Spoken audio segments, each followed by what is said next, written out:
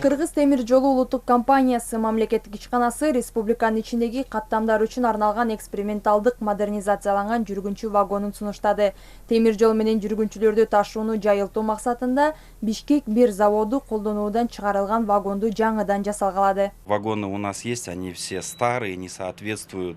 Биздин вагондорубуздун баары эски жана жүргүнчүлөрдүн талаптарына жооп бербейт. Ошондуктан эсептен чыгарыла турган эски вагонду модернизациялоону чечтик. Вагондун бүтүндүгүн бузган жокпуз, жөн гана кардарларга ыңгайлуураак кылып жасадык.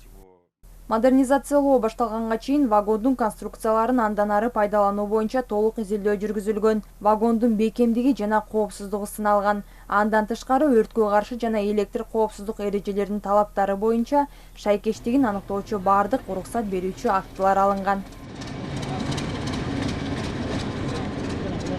Из плацкартного вагона он переведен в разряд туристического вагона. Плацкарт вагонунан туристтик экскурсиялык вагонго которулду. Техникалык диагностика жүргүзүлүп, бардык параметрлери алынды. Андан кийин тормоз жабдуулары сыноодон өттү.